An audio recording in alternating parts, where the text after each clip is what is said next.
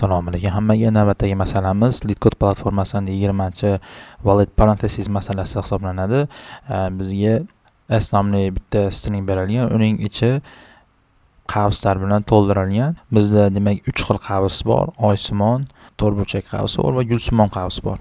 Masalaning sharti shundan iboratki, navbatda kelgan ochilgan qavsning undan keyin yopilgan versiyasi bo'lishi kerak stringning ichida.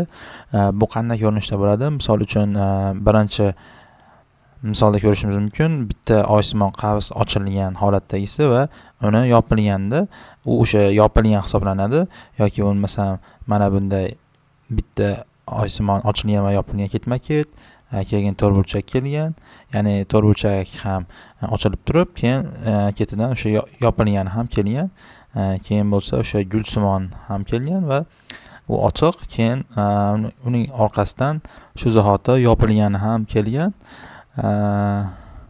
Misol uchun bitta ochilgan qavs kelib turib, undan keyingisi to'rtburchak qavs bo'ladigan bo'lsa, bu demak biz funksiyamizdan false ni qaytarib yuboramiz.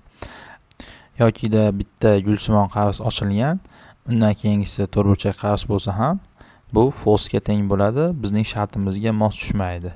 Yana bitta holatni ko'rib ketamiz. Misol uchun bizda ochilgan qavs bor, undan keyingisi stringda s ni ichida bitta yana uni orqasidan to'rtburchak qavs keldi, yoki bo'lmasam o'sha oysimonni o'zini yana boshqachasi keldi.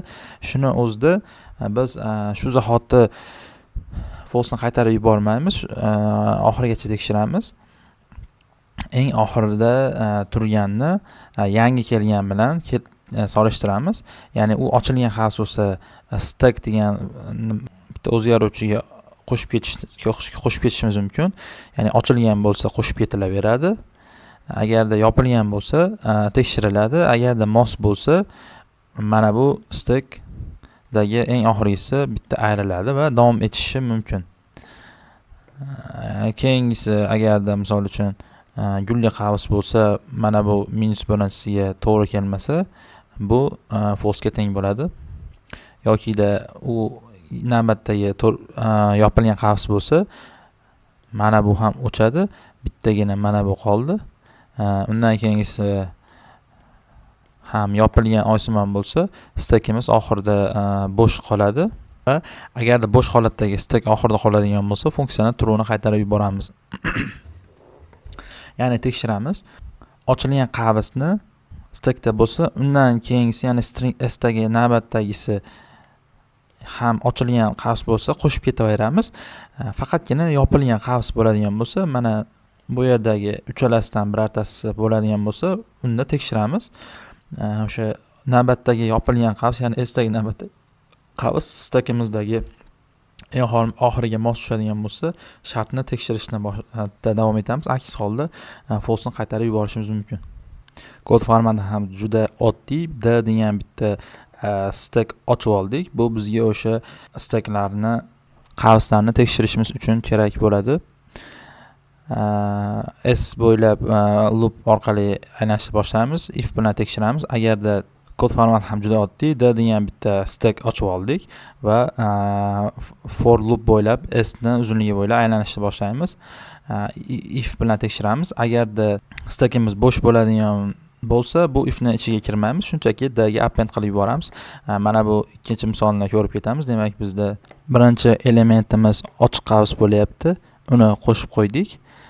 Keyingi elementimiz, ya'ni s ni keyingisiga o'tadigan bo'lsak, yopiq qavs, o'sha stackni tekshiramiz. Mana bu shartga tushyapti, ya'ni s ni navbatdagisi yopiq qavs va d ni minus birinchisi eng oxirgisi ochiq qavs bo'ladigan bo'lsa, d dan bitta pop qilib yuboramiz. Pop qilib yuborganimizda mana bu yo'q bo'lib ketadi va uzunligi 0 ga teng bo'lib yana qaytib qoladi. Endi keyingi elementga o'tdik. To'rtburchak qavs. Agarda bo'sh bo'ladigan bo'lsa, shunchaki qo'shib qo'yamiz. Demak, stackimizning uzunligi hozir 1 ga teng. Va bu minus birinchisiga to'g'ri keldi. Keyingisiga o'tganimizda, ya'ni 3-indeksdagi o'tganimizda mana bu yerdagi shartga tushadi. S ni minus birinchisi yopiq to'rtburchak qavs va stackimizdagi o'sha minus birinchisi ochiq qavsga to'g'ri keldi. Shuning uchun buni olib tashlaymiz va yana uzunligi 0 ga teng bo'lib qoldi. Keyingisi uchun ham xuddi shunday shunchaki qo'shib qo'yamiz va uning ochig'i kelgani uchun uni olib tashlaymiz. Eng oxirida uzunligi 0 ga teng bo'lgan stek bizga to'g'ri keldi. Agar misol uchun bizda yana bitta qo'shilib qolganda s ni o'zini qo'shardik. Undan keyingi element yo'q. D ni uzunligi 1 ga teng bo'lib qolardi va eng oxirida returnda len uzunligi 0 ga tengmi derdik va bu 1 ga teng bo'lgani hisobiga bizga false ni qaytarardi. Shu shartimizga mos tushmagan bo'lardi. Shuning hisobiga hozir shartimizga mos tushyapti. Ya'ni d ni uzunligi 0 ga teng va shu tarzda masalamizni yechishimiz mumkin. Masalamizning tezligi big O ni ichida n ga to'g'ri keldi, chunki biz bitta d degan stek ochib oldik va uning ichini s uzunligi bilan to'ldirib chiqishimiz, ayirishimiz mumkin. Bu bizga O1 ni beradi. Bitta qo'shishimiz yoki ayirishimiz O1 ni beradi. Shuning hisobiga time ham space ham bir xil vaqt oladi. Ya'ni bir xil murakkablikda boradi. Hammaga rahmat. Video ostiga like bosish esingizdan chiqmasin. Keyingi videolarda ko'rishguncha.